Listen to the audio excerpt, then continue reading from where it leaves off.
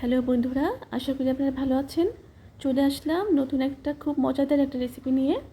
তো আজকে আমি আপনাদেরকে তৈরি করে দেখাবো মাছের ডিমের বড়া ভুনা।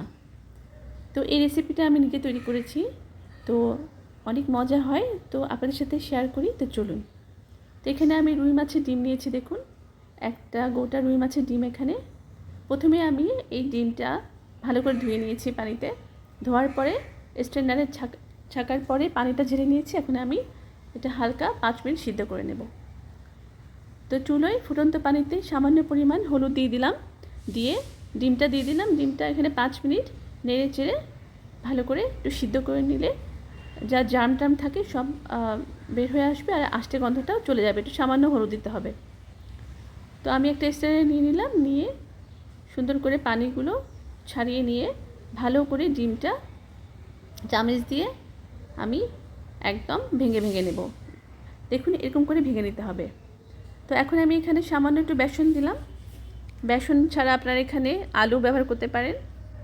আদা রসুন পেস্ট দিলাম একটু সামান্য, পরিমাণ মতো দেবেন ডিম অনুযায়ী। ডিমটা আমার এখানে অল্প পরিমাণ, ওই জন্য আমি সেই পরিমাণে আদা রসুন পেস্ট, সামান্য একটু হলুদের গুঁড়া, জিরার গুঁড়া আর লবণ দিয়ে ভালো করে বড়াটা তৈরি করে নেব। ভালো করে মিক্স করতে হবে, শুধু চামচ দিয়ে মিক্স করলে হবে না, এটা হাত দিয়ে মিক্স করতে হবে। আর বেসনটা আমি দিয়েছি এখানে বাইন্ডিংয়ের জন্য। আপনারা বেসনের পরিবর্তে আলু সিদ্ধও দিতে পারবেন। তো দেখুন এরকম করে সুন্দর করে গোল গোল শেপ করে কাবাবের মতো করে বড়াটা তৈরি করে নিতে হবে। তো আমি এরকম করে সবগুলো বড়া তৈরি করে নিলাম। এরকম করে সবগুলো একটু চাপা চাপা করে বানিয়ে নেবেন। নিয়ে এখন আমি প্যানে তেল গরম করে নিয়েছি। তেলটা বেশি দেওয়ার প্রয়োজন নাই, অল্প পরিমাণ দিলেই হবে। গরম হওয়ার পরে আমি এখানে মাছের বড়াগুলো দিয়ে দিচ্ছি সব। মাছের ডিমের বড়া, মাছের ডিমের বড়াগুলো সব দিয়ে দিচ্ছি। অবশ্যই ডিমের বড়া এটা। তো ভালো করে মাছের ডিমের বড়াগুলো আমি উল্টিয়ে পাল্টিয়ে ভালো করে ভেজে নিচ্ছি। দেখুন ব্রাউন হয়ে গেলে তারপরে নামাবো। এটা দারুণ মজা হয়। তো বেসনের পরিবর্তে আপনারা আলুটা দিলে বেটার হয়, আলুটা আরও বেশি মজা করে। তো আমি এখানে সবগুলো বড়া ভালো করে ভেজে নিলাম। ভেজে নেওয়ার পরে এখন সবগুলো তুলে নেব।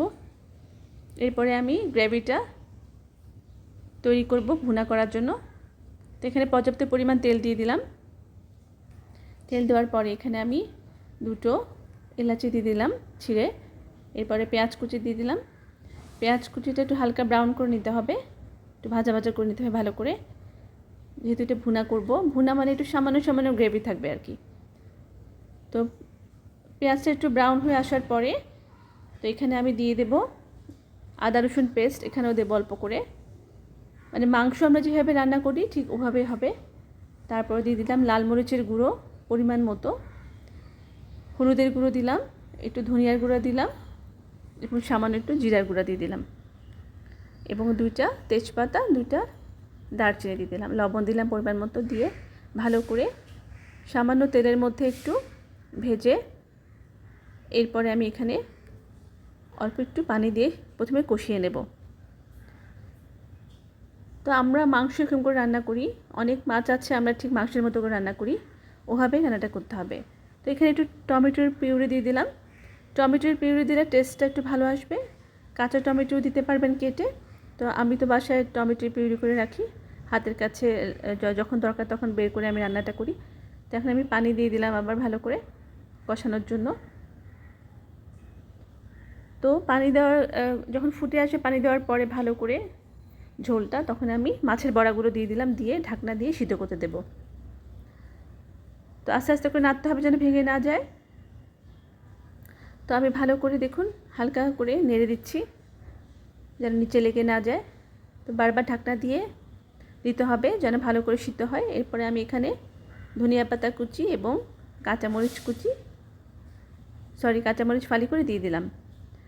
তো এখন নেড়ে চেড়ে ভালো করে আবার ঢাকনা দিয়ে উঠিয়ে নিলাম। এই তো হয়ে গেল আমার দারুণ মজার মাছের বড়ার ভুনা, মাছের ডিমের বড়ার ভুনা। তো আপনারা আশা করি রেসিপিটা পছন্দ করবেন। তো যদি ভালো লাগে বাসায় রান্না করবেন। তো আপনারা ভালো থাকবেন, সুস্থ থাকবেন। আল্লাহ হাফেজ।